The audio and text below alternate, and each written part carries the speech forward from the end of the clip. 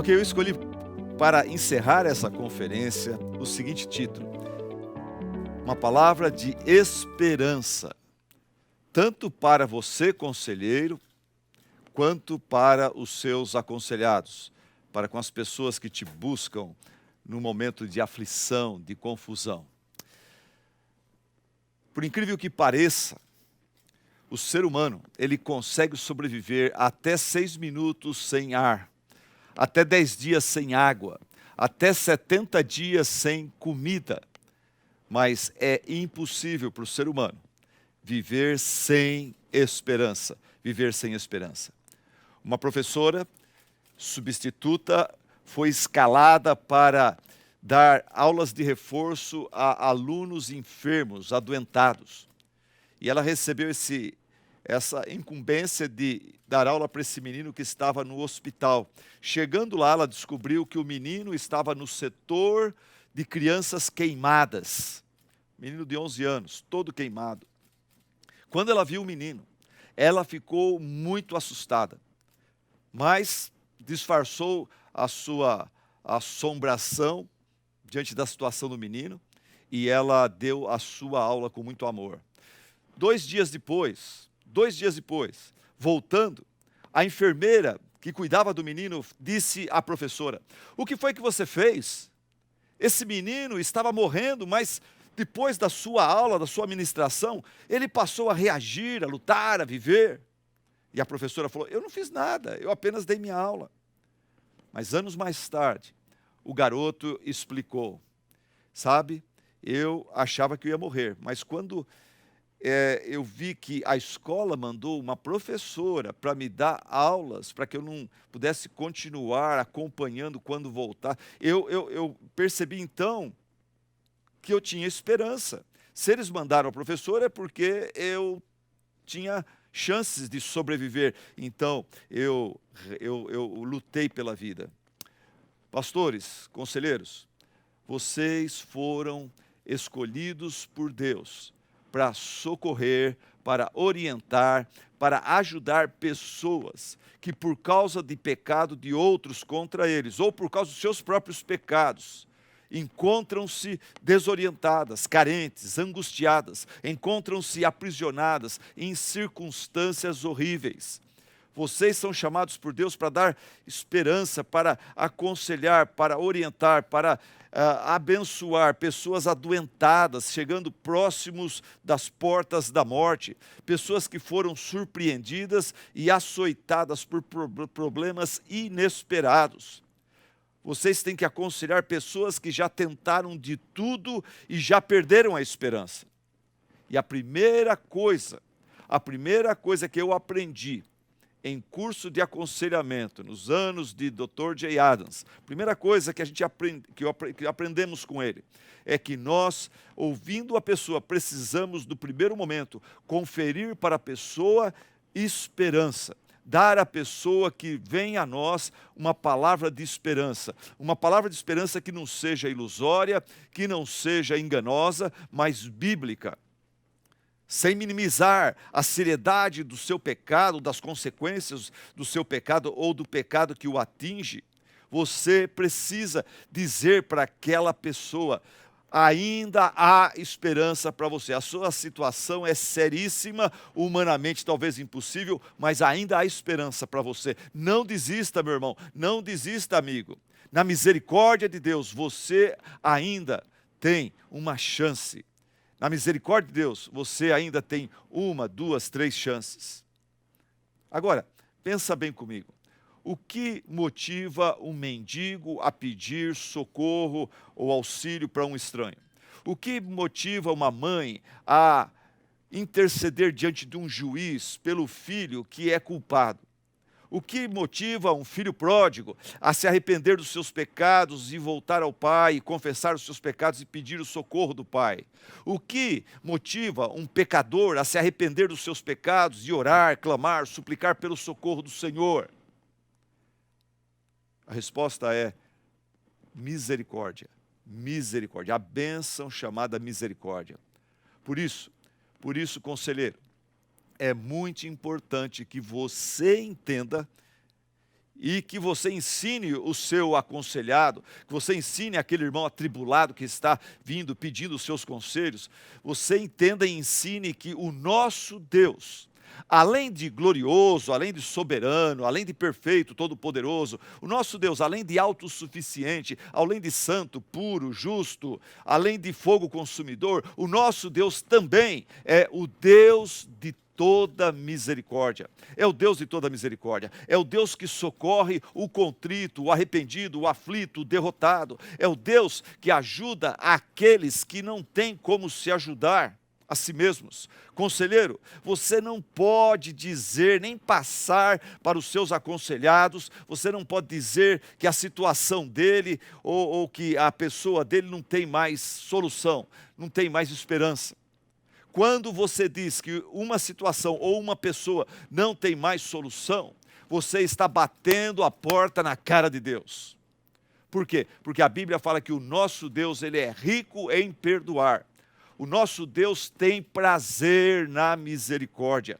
Por isso, nele há esperança para qualquer um.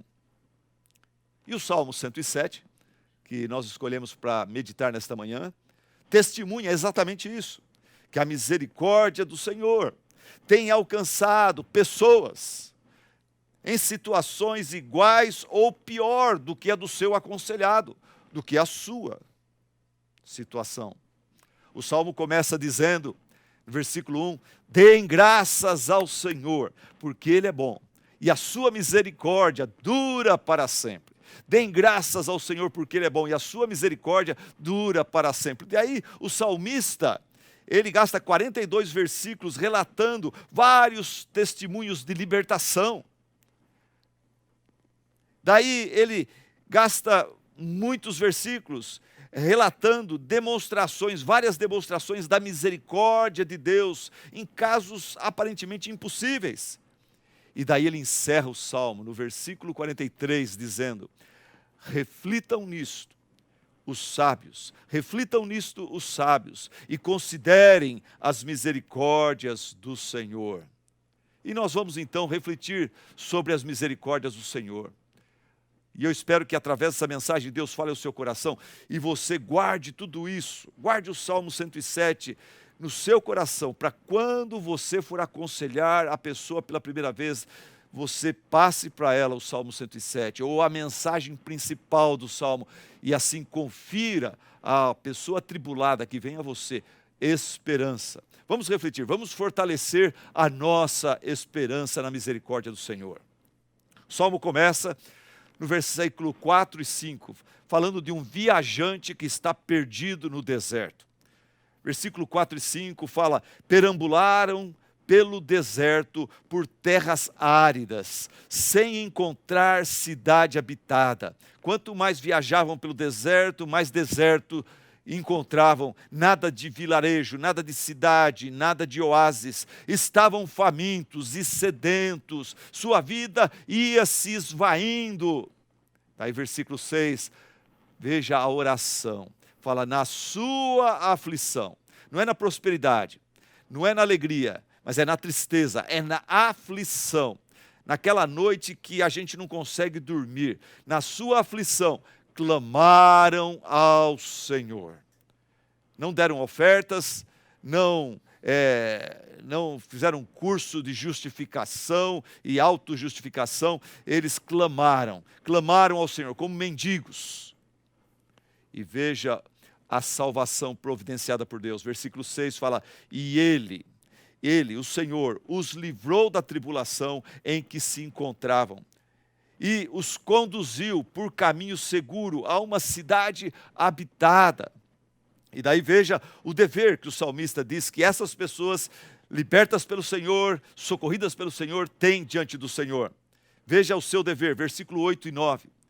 Que eles deem graças ao Senhor por sua misericórdia e por suas maravilhas em favor dos homens, porque Ele, Deus, olha que frase linda, porque o nosso Deus sacia o sedento e satisfaz plenamente o faminto.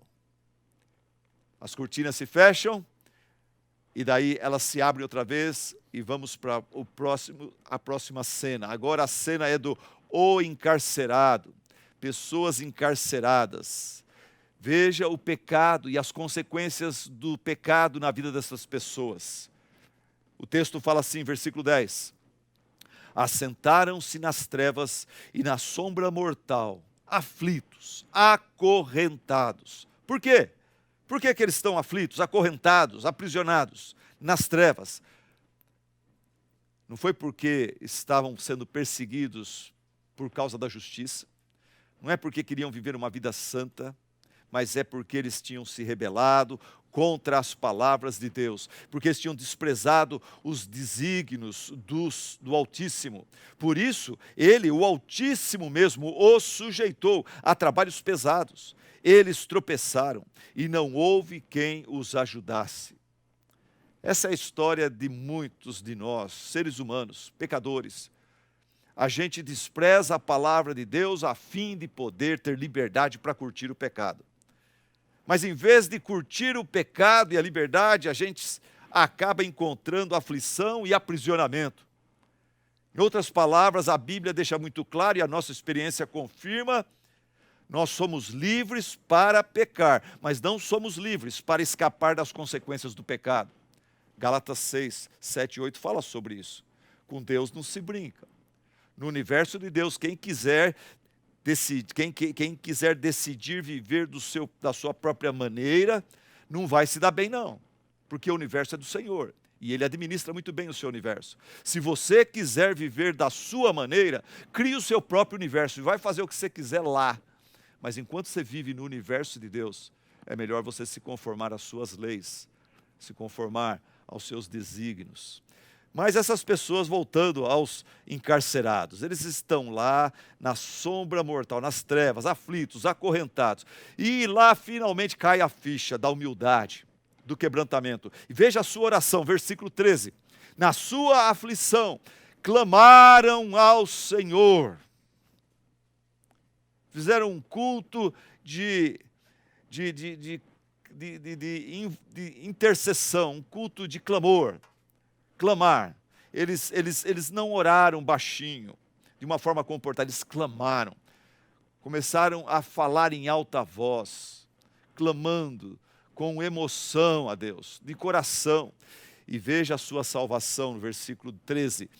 E ele os salvou da tribulação em que se encontravam. Que maravilha. Ele os tirou das trevas e da sombra mortal. Ele quebrou as correntes que os prendiam. E veja o dever que o salmista diz que pessoas que são libertas por Deus têm para com Deus. Ele fala que eles deem graças ao Senhor por sua misericórdia, por seu amor leal e por suas maravilhas em favor dos homens. Porque Deus despedaçou as portas de bronze e rompeu as trancas de ferro. As cortinas se fecham, se abrem outra vez, e o salmista agora vai falar sobre pessoas adoentadas, enfermas, psicologicamente, fisicamente, emocionalmente, espiritualmente. Veja o pecado dessas pessoas e veja a consequência do pecado deles. Tornaram-se tolos. O pecado torna a gente verdadeiros tolos. E essas pessoas, por causa do pecado, tornaram-se tolos por causa dos seus caminhos rebeldes. Rebeldia leva a um viver idiota, tolo, errado. Tornaram-se tolos por causa dos seus caminhos rebeldes. E sofreram por causa das suas maldades. Sentiram agora no seu sofrimento, eles começaram a sentir repugnância por todo tipo de comida. Quando você adoece, você não quer ver comida na sua frente. Quando a doença está séria, você perde o apetite. Sentiram repugnância por toda a comida e chegaram perto das portas da morte. E lá naquela situação calamitosa, vendo a morte chegar, eles se quebrantaram, e na sua aflição, talvez dentro de um hospital, dentro de uma UTI, eles tiveram a humildade de falar: eu vou clamar ao Senhor. E clamaram ao Senhor, clamaram a Deus por misericórdia. E veja a sua salvação.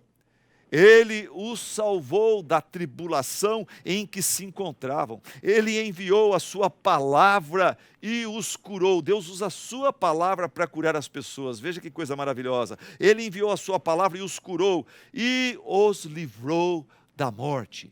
E os livrou da morte. E daí o salmista fala, olha, o dever de quem é curado por Deus, liberto da morte por Deus, que eles deem graças ao Senhor, por sua misericórdia, por suas maravilhas em favor dos homens, que eles ofereçam sacrifícios de ação de graças e anunciem as suas obras com cânticos de alegria. Não só diga obrigado, Deus, mas que eles ofereçam sacrifícios de ação de graças e anunciem as suas obras. Você testifica o que Deus fez por você. Isso é um tipo de evangelismo muito poderoso. Crentes precisam fazer mais isso. Chegar no emprego e falar, olha, eu estava doente, eu estava com Covid, e lá no hospital eu via que os médicos estavam meneando a cabeça quanto à minha situação, eu já fui entubado, mas eu clamei ao meu Deus, eu clamei a Jesus por misericórdia. Tem que falar isso para o incrédulo, não só na igreja, mas para o incrédulo. E Jesus me curou, eu estou aqui porque Deus foi gracioso para comigo. Esse é o tipo de testemunho que incrédulo nenhum recusa. Ele escuta, e o Espírito Santo pode usar isto, uma palavra dessa para converter alguém.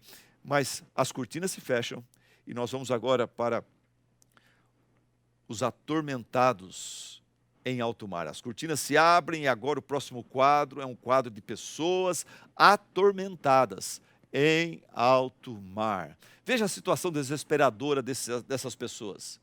Fizeram-se ao mar em navios, para negócios, na imensidão das águas. E no meio do mar, nessa grande viagem, eles viram as obras do Senhor, as suas maravilhas nas profundezas. Deus falou. Deus não precisa levantar-se do seu trono, colocar roupa de trabalho e fazer força como um super-herói. Basta ele falar. Deus falou e com a sua voz, com a sua ordem, ele provocou um vendaval e levantava as ondas. Subiam aos céus e desciam aos abismos. Quando eu leio isso aqui, eu lembro de uma pequena experiência que eu tive em alto mar, num pequeno barco pesqueiro. E as ondas cresceram. E aquele barco ia para baixo, e eu via a parede da onda crescendo acima, né, da nossa altura, e depois a gente ia lá para cima, e aquele barquinho ia para cima e para baixo. Que medo, que saudades da terra firme. Deus falou e provocou um vendaval, e levantava as ondas, subiam aos céus e desciam aos abismos. Diante de tal perigo, essas pessoas perderam a coragem. Homens barbados, de repente, começam a se sentir como criancinhas de colo, perdem a coragem. Cambaleavam, tontos como bêbados, e toda a sua habilidade foi inútil. E quando o ser humano chega no ponto que não vê mais solução, então daí eles decidem fazer aquilo que eles deviam fazer logo no começo, buscar a Deus. Veja a sua oração. Na sua aflição, no meio daquela tempestade, eles clamaram ao Senhor, provavelmente chorando de desespero. E veja a salvação do Senhor. E ele, o Senhor, os tirou da tribulação em que se encontravam, reduziu a tempestade a uma brisa e serenou as ondas. As ondas sossegaram, eles se alegraram e Deus os guiou ao porto almejado. Aonde eles queriam ir, Deus os levou. E o salmista fala, quando isso acontece, nós temos que agradecer. Ele fala isso no versículo 31, que essas pessoas, esses náufragos, socorridos, salvos por Deus, que eles deem graças ao Senhor por sua misericórdia, por seu amor leal, por suas maravilhas em favor dos homens, que o exaltem na assembleia do povo e o louvem na reunião dos líderes. E as cortinas se fecham e abrem-se outra vez, e agora o salmista vai fazer uma descrição geral da soberania de Deus na direção de tudo que acontece neste mundo, no universo. O salmista fala no versículo 33 a 41 sobre a soberania, o governo de Deus sobre a natureza, sobre o seu universo e sobre as pessoas que nele vivem. Ele diz que Deus reina e governa, Ele reina e governa. Versículo 2 e 3 fala que Ele é quem resgata, Ele é que livra, Ele é que reúne o seu povo. Versículo 20 fala, Ele que envia a sua palavra e cura o doente. Versículo 25 fala, é Ele que fala e provoca o vendaval, é Ele que fala e acalma a tempestade.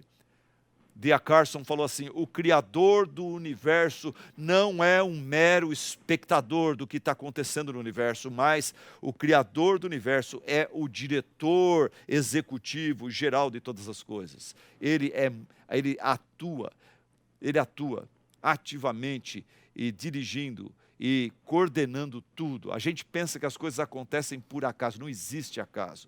Deus, o Criador do universo, é o diretor executivo de tudo. O que mais? O salmista fala no versículo 33 que Deus é invencível. Não tem como você ir contra Ele, quebrar as suas leis e sair impune, sair ileso, sair numa boa. Não tem. Ele fala no versículo 33, Deus transforma rios em deserto e as fontes em terra seca. Ele faz a terra fértil em solo estéril por causa da maldade dos seus moradores. Quando os moradores da terra agem com maldade, Deus, Ele, se aprouver ao coração dele, se for da vontade dele, Ele transforma rios em desertos, terra fértil em solo estéril. Depois o salmista fala no versículo 40, que a diversidade e a prosperidade estão nas mãos de Deus. A diversidade e a prosperidade estão nas mãos de Deus. Quando você vai montar uma empresa, humanamente falando, você tem que fazer isso, você tem que procurar orientação, fazer pesquisas e tudo mais. Você não quer dar um tiro no escuro, você tem que planejar. Mas, irmão, lembre-se disso. Se aquela empresa vai ter sucesso ou se ela não vai ter sucesso, isso depende do Senhor. Isso depende do Senhor. Salmo 127. Salmo 127. Aqui ele fala quando os nobres, por exemplo, versículo 40, versículo 39, quando os nobres oprimem o povo, quando a pessoa está abençoada por Deus e começa a oprimir os mais pobres, versículo 40 fala, Deus derrama desprezo sobre os nobres e os faz vagar num deserto sem caminhos, mas Ele tira os pobres da miséria e aumenta as suas famílias como rebanhos. No governo de Deus não há impunidade. Gálatas 6 fala, não vos enganeis, de Deus não se zomba, pois aquilo que o homem semear, isso também ceifará. Mas, tendo dito tudo isso, que Deus é quem reina e governa, Deus é invencível, que Deus é quem controla e administra a adversidade e a prosperidade. Mas lembre-se disso, que a nossa esperança, o que nos dá esperança, é que esse Deus soberano é um Deus misericordioso. O que nos dá esperança é a misericórdia de Deus. A mensagem central deste salmo está resumida aí, o pecado de Israel, apesar da misericórdia de Deus. É isso que o salmo ensina. O pecado de Israel, apesar da misericórdia de Deus. O pecado dos homens, apesar da misericórdia de Deus. É isso que o salmo ensina. E o salmo ensina a misericórdia de Deus, apesar do pecado dos homens. O pecado dos homens, apesar de termos um Deus tão misericordioso, e a misericórdia de Deus, apesar de sermos tão pecadores. Essa é a mensagem do Salmo. Você vê que Deus, Ele atende o clamor, até mesmo de pessoas que estão debaixo, que estão sofrendo por causa dos seus próprios pecados. Essa é a mensagem do Salmo. Irmãos, uma crônica anglo-saxônica fala de um rei que enfrentou uma rebelião, uma revolução por parte dos seus súditos. Uma boa parte dos seus súditos se levantou contra ele. Mas esse rei, diz a lenda, esse rei com o seu exército aniquilou o exército dos revoltosos. E ele retomou controle do seu feudo, do seu castelo, do vilarejo ao redor do seu castelo. Agora, como muitos dos cidadãos daquele vilarejo ao redor do seu castelo deram apoio aos revoltosos, o rei agora tinha todo o direito de aniquilar todos aqueles que se uniram aos revoltosos. O certo, o justo seria para o rei matar todos os cidadãos que tinham apoiado os revoltosos. Mas esse rei, num ato de misericórdia, ele decidiu agir de outra forma. No arco de entrada do vilarejo, ele pediu para acenderem ali uma grande vela, uma vela alta, uma vela que demoraria muito para se queimar. E ele anunciou para todo mundo, ele anunciou: enquanto esta vela estiver acesa, todos os moradores que se uniram aos revoltosos e estão arrependidos, todos eles que arrependidos vierem e reafirmarem seu voto de lealdade a mim, rei, estas pessoas serão perdoados e serão reintegrados ao reino. E o que aconteceu foi que os arrependidos viram aquilo e se alegraram, e aproveitaram dessa oferta de misericórdia do rei, e voltaram para suas casas, para suas famílias, perdoados, reintegrados ao reino que agora desfrutava de paz. Mas os revoltosos, muitos dos revoltosos impenitentes, aqueles que continuavam com raiva do rei, viram aquela vela, viram a proposta do rei e a ignoraram e continuaram vivendo, fugindo, se escondendo e sofrendo por sua rebeldia. Sabe, essa história tem tudo a ver com aquilo que a Bíblia ensina. A Bíblia ensina que Deus, Ele é o Rei do universo, Ele é o Rei da glória, Ele é o Rei das nações. E que o diabo e os seus anjos formaram um exército de rebelados que decidiram lutar contra o governo de Deus. E que nós somos os moradores daquela vila chamada Planeta Terra, nós somos os moradores que demos apoio a esse rei, a esses rebeldes, ao diabo, seus anjos, que se rebelaram contra Deus. Nós demos as mãos a eles, nós os apoiamos. E o diabo e os seus anjos foram derrotados. O exército do mal foi derrotado por Deus. E agora nós que nos unimos ao exército derrotado, nós merecemos a morte também. Mas Deus, a Bíblia fala, Deus enviou Jesus Cristo, seu único Filho, a luz do mundo. Falei da vela lá, agora é Jesus, a luz do mundo, para proclamar a boa notícia de que todos os arrependidos que confessarem o seu pecado serão perdoados, serão justificados, serão reconciliados, serão adotados, serão santificados, serão glorificados, serão reintegrados à família de Deus. Jesus Cristo disse o seguinte: Deus não enviou seu Filho ao mundo para condenar o mundo, mas para salvar o mundo. Quem nele crê não é condenado, mas quem não crê já está condenado por não crer no nome do Filho unigênito de Deus. Lucas 4,19 fala que Jesus, ele leu do profeta Isaías uma profecia acerca de si mesmo. E o que Jesus leu na sinagoga naquele sábado foi: o Espírito do Senhor está sobre mim, porque Ele me ungiu para pregar boas novas aos pobres, Ele me ungiu para proclamar liberdade aos presos e recuperação da vista aos cegos, para libertar os oprimidos e proclamar o ano da graça do nosso Deus. Jesus vem ao mundo para decretar, para pregar e anunciar, e desafiar os homens ao arrependimento, à salvação, e proclamar o ano da graça do Senhor. Isso significa que esta oferta de graça e misericórdia, perdão, dada por Deus através de Jesus, é uma oferta que tem prazo de validade. Essa oferta dura até o encerramento da era da graça. E a Bíblia fala que nós estamos vivendo os últimos dias. Jesus está para voltar, ou você está para se aproximar e partir e encontrar-se com Ele. Para você, ali encerra-se, na sua morte encerra-se a era da graça.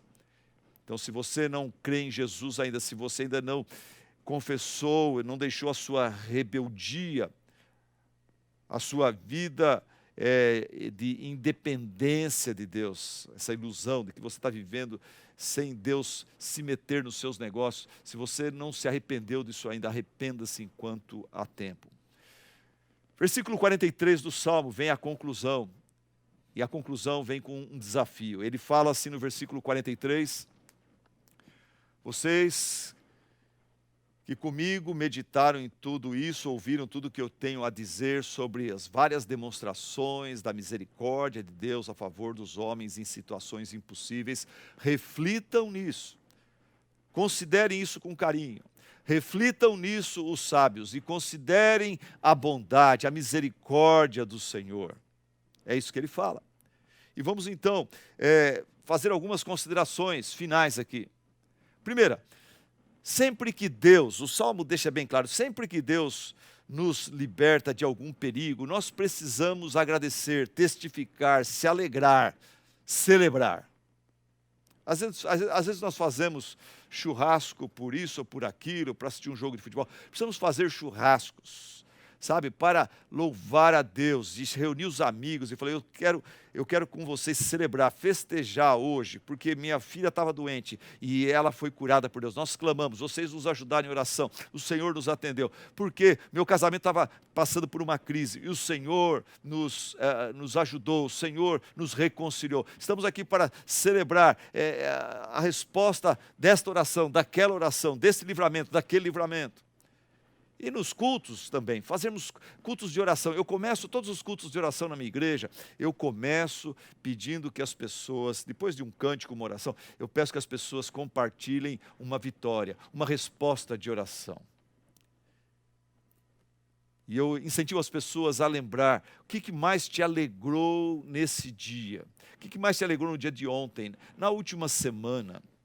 Qual foi a demonstração de carinho, de amor de Deus que mais levou você a sorrir, a se alegrar no seu dia a dia? Lembre-se de coisas extraordinárias e coisas ordinárias. Às vezes, um abraço de uma criança, do seu filho, uma palavrinha de gratidão dele por algo. Isso aí vale mais do que o salário do mês, que trouxe uma certa alegria para você. Mas aquele abraço do filho foi muito melhor.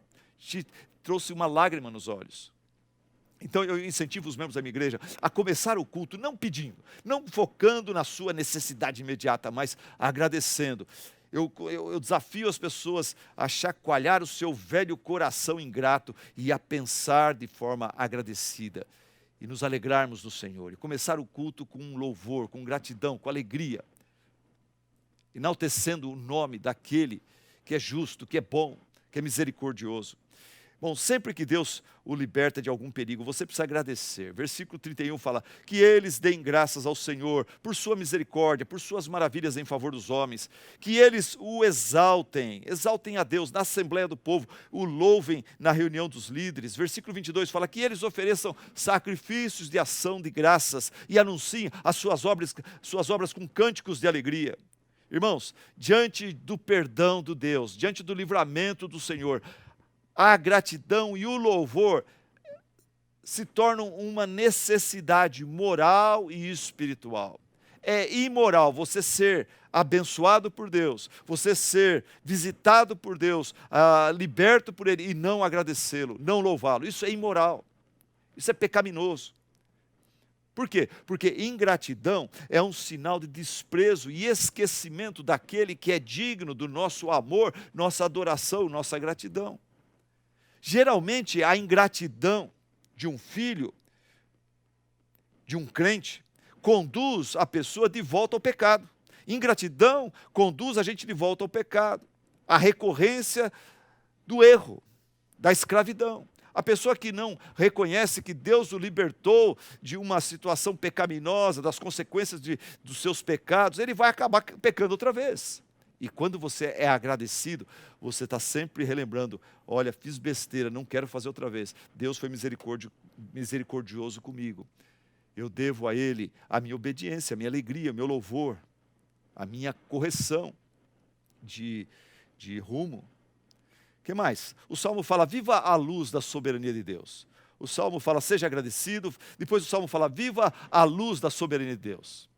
Deus reina e governa soberanamente. É Ele que fala e provoca um vendaval, é Ele quem reduz a tempestade a uma brisa. Versículo 29. Deus é soberano. Para quem está em situação calamitosa, para quem está em situação desesperadora, que bom saber que Deus é soberano. Que bom saber que aquela situação me pegou de surpresa. E parece fora de controle, mas o meu Deus é soberano. E aquela situação não pegou ele de surpresa e não está fora do controle dele. Aquilo que é impossível para mim é possível para Deus. Por isso, há esperança para mim. O que mais? Viva a luz, não só da soberania de Deus, mas viva a luz da misericórdia de Deus. Tire do coração todo orgulho, prepotência, sentimento de autojustiça. Para de se achar 100% bom, inocente, merecedor só de coisas boas. Para com isso. Você precisa ler mais a sua Bíblia. Não é só a pessoa que vem se aconselhar com você, que precisa da misericórdia de Deus, mas eu e você, pastores de grandes igrejas, nós também precisamos da misericórdia de Deus toda manhã. Por isso que Jeremias falou, as misericórdias do Senhor são a causa de eu, pastor Silas Campos, pastor da Igreja Batista Central de Campinas, de eu não ser consumido. As misericórdias do Senhor se renovam a cada manhã. Todos nós precisamos e vivemos patrocinados pela misericórdia do Senhor. Viva a luz da misericórdia de Deus. Sua vida ficou complicada, meu irmão? As coisas estão cada vez piores. Olhe para Deus. Através do Salmo 107, Deus, Ele lhe diz com muito amor, ainda há esperança para você, meu filho. Não desanime, não desista. Na minha misericórdia há esperança para você. Viva a luz da misericórdia de Deus, meu irmão. Você errou, você se complicou todo. Não insista no erro, não tente se justificar, não tenta jogar a culpa nas costas dos outros. Você errou, você se complicou, meu irmão. Não desista, há esperança. Os seus pecados não são maiores do que a misericórdia do Senhor. Cesse toda a rebelião, humildemente confesse o seu pecado, baixe a sua bola, volte-se para Deus, clame pelo socorro do Senhor, pela misericórdia do Senhor. Salmo 51 fala assim, o sacrifício agradável a Deus não é um dízimo gordo, não é você vender sua casa e dar tudo para missões. O sacrifício agradável a Deus são o espírito quebrantado, o coração compungido e contrito, arrependido. Esse sacrifício Deus não recusa, Deus não despreza. Você errou, pisou na bola, fez besteira com a sua vida, com o seu ministério, com o seu casamento. Não desista, não chute o balde. Olhe para o Senhor, chegue diante dele com o coração quebrantado, confessando abertamente seu erro a ele e às pessoas que você ofendeu. E Deus terá misericórdia de você. Conselheiro, você precisa crer nisto. E você precisa ensinar isto para as pessoas que vêm conversar com você, pedir a sua orientação, o seu socorro. E encerrando essa conferência, eu quero orar por vocês, que são membros de igreja, são líderes, são conselheiros, conselheiras, são pastores, são missionários. Eu quero orar por vocês, porque quem sabe, participando dessa transmissão, desta conferência, nós temos um irmão, uma irmã, que se encontra como um viajante perdido no deserto desta vida. Se encontra como um encarcerado, preso a algum tipo de pecado, vício, mau hábito. Se encontra como um enfermo, enfermo por causa do pecado, por causa de mentira, por causa de ódio, inveja, cobiça, falta de perdão. Se encontra atormentado, como um atormentado em alto mar, diante de muitas pressões, pressões ministeriais, pressões familiares, acadêmicas, profissionais, financeiras.